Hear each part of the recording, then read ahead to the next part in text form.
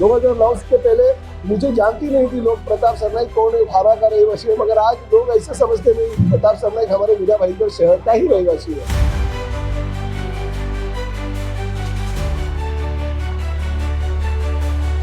शहराचा विकास आणि पक्ष बाजूला ठेवून शहरातील चांगले आम्ही लोकप्रतिनिधी एकत्रितपणे करून चांगल्या गोष्टी ज्या असतात त्या चांगल्या गोष्टींना नेहमीच पूर्णपणे पाठिंबा देतो।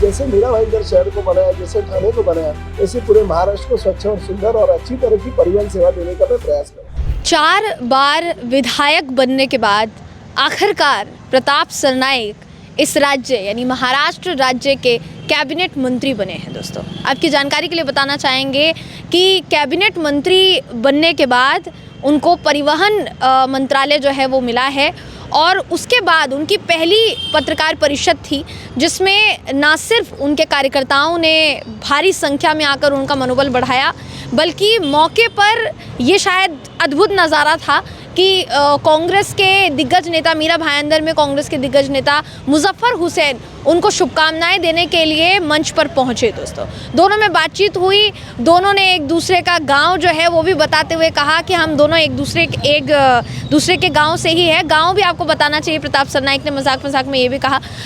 साथ ही ये भी वो कहते नजर आए कि मीरा भाईंदर का विकास करने के लिए फ़िलहाल हम पक्ष को थोड़ा सा साइड में रखेंगे और सब मिलकर विकास करेंगे।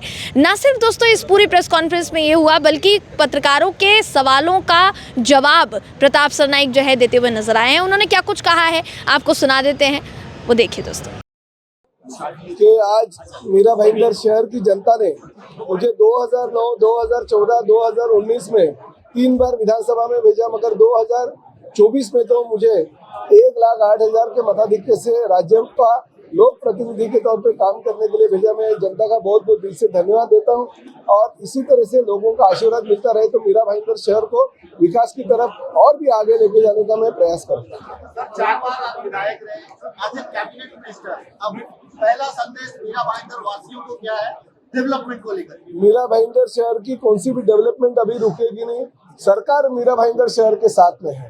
मैं सरकार का लोक प्रतिनिधि हूँ, यानी मैं ही सरकार हूँ और इस सरकार के माध्यम से जो भी मीरा भाईंदर शहर के प्रलंबित विषय है वो विषय मैं आगे लेके जाऊंगा और सैंक्शन करके लेके आऊंगा। आपको पता है कि पिछले 5 साल में और खासकर मुख्यमंत्री के तौर पे एकनाथ शिंदे जी जब राज्य का प्रतिनिधित्व कर रहे थे, मीरा भाईंदर शहर को 3,000 से ज्यादा करोड़ का निधि मैंने उपलब्ध करके दिया। बहुत बड़े पैमाने पे काम चल रहे हैं, मगर कुछ चीजें जो है वो चीजें बाकी वो मुझे करना है।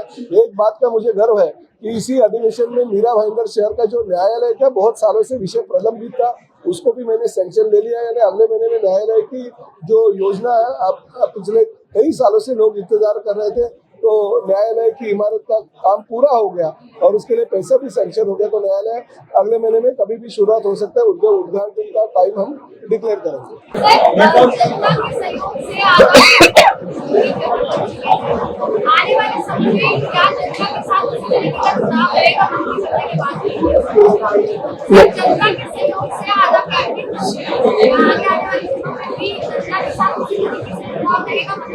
अरे जुड़ा था 2009 में था, इसने 2014 में आया, 2014 तक था, इसने 2019 में आया और उतना ज्यादा था, इसलिए लोगों ने मुझे 1,08,000 वोटों से ज्यादा मार्जिन से जीता के दिए। तो इन लोगों के साथ ये जुड़ा हुआ है। आप देखिए ये सभी लोग जो आज आए हैं, ये क्या इसमें पूरे के पूरे मेरे पार्टी के कार्यकर्ता नहीं, लोग प्यार से मुझे उत्साहित होके मुझे मुझे मंत्री पद मिला है इसका स्वागत करने के लिए आए। तो ये लोगों का प्यार है और मीरा भाईंदर की शहर की जनता ने मुझे बहुत दिया है। 2009 के पहले मुझे जानती नहीं थी लोग प्रताप सरनाईक कौन है, ठाणा का रहवासी है, मगर आज लोग ऐसे समझते नहीं प्रताप सरनाईक हमारे मीरा भाईंदर शहर का ही रहवासी है।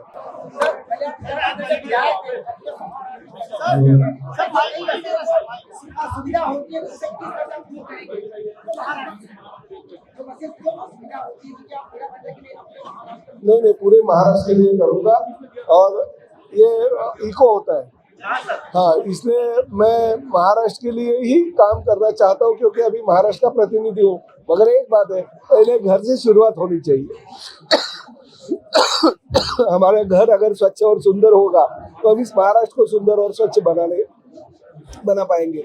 मैं मीरा भाईंदर शहर को स्वच्छ और सुंदर तो बना ही रहा हूँ, थाने को स्वच्छ और सुंदर बना ही रहा हूँ। एकनाथ शिंदे साहब हमारे साथ में है, तो आगे ऐसे ही जैसे मीरा भाईंदर शहर को बनाया, जैसे थाने को बनाया, ऐसे पूरे महाराष्ट्र को स्वच्छ और सुंदर और अच्छी तरह की परिवहन सेवा देने का मैं प्रयास करूँगा। 8 मंत्री बने हैं, तो पहले जितना समय आप मीरा भाईंदर शहर के लिए दे करते थे, क्या महाराष्ट्र के मंत्री बनने के बाद ये बात सही है आपकी, आपने सही सवाल मुझे मेरे सामने रखा कि अगर महाराष्ट्र की सेवा करनी है तो मीरा भाईंदर शहर को मुझे कम समय मिलेगा, मगर मैंने पिछले 5 सालों में काम इतना किया है कि लोग सोचेंगे कि नहीं चलो ठीक है, उनको थोड़ा सा सहूलियत महाराष्ट्र की सेवा के लिए देना चाहिए, तो उतना तो मीरा भाईंदर शहर की जनता मुझे माफ कर दी। राज्य के लिए उसने कुछ ना कुछ परिवहन सेवा के लिए दिया, ये लोग भविष्य में बोलना चाहिए, इतनी मैं लोगों की सेवा करना चाहता हूँ। धन्यवाद। जी, तो जैसा आपने देखा, प्रताप सरनाइक साफ सीधे तौर पर ये कहते हुए नजर आए। उनसे कई तरीके के सवाल पूछे गए। उनसे ये कहा गया कि क्योंकि उनको परिवहन मंत्रालय जो है वो मिला है, तो आगे चलकर ट्रांसपोर्ट मिनिस्ट्री के लिए, मीरा भाईंदर के लिए किस तरीके से विकास कर पाएंगे, उसका जवाब वो देते हुए नजर आए। साथ ही MB लाइव की तरफ से उनसे साफ साफ ये सवाल पूछा गया कि कैबिनेट मंत्री बनने के बाद क्या जनता से उनका जुड़ाव तो कम नहीं हो जाएगा। सवाल यही था कि जनरली ऐसा होता है, 4 बार के वो विधायक रहे हैं, जनता के साथ बहुत जुड़े हुए रहे हैं। जिस तरीके से जनमत में हमने आपको दिखाया था कि 146 विधानसभा क्षेत्र में किस तरीके से प्रताप सरनाइक का बोलबाला था और प्रताप सरनाइक को लोग पसंद करते हैं, उनके काम को पसंद करते हैं, ये वो कहते हुए नजर आ रहे थे कैमरे पर दोस्तों। तो कहीं ना कहीं वो रिजल्ट में निकल कर सामने आया। अब कैबिनेट मंत्री बनने के बाद क्या उतना जुड़ाव उनसे रह पाएगा, उसका भी जवाब उन्होंने दिया और उन्होंने कहा कि जुड़ाव की वजह से ही अभी तक मैं विधायक बना हूं और आगे कैबिनेट मंत्री बनने के बाद भी जनता के साथ ये जो जुड़ाव है, ये जो प्यार है, ये कम नहीं होगा, ऐसा मुझे लगता है। दोस्तों, प्रताप सरनाइक के कैबिनेट मंत्री बनने के बाद उनके द्वारा जो प्रतिक्रिया दी गई है पत्रकार परिषद में, उस पर आप क्या सोचते हैं, आपकी क्या राय है, कमेंट करके हमें ज़रूर बताइएगा। आगे की अपडेट के साथ भी MB लाइव के साथ बने रहिएगा। अगली वीडियो में आपसे फिर मुलाकात होगी। वीडियो जर्नलिस्ट प्रथमेश के साथ मैं जयंती झा, MB लाइव।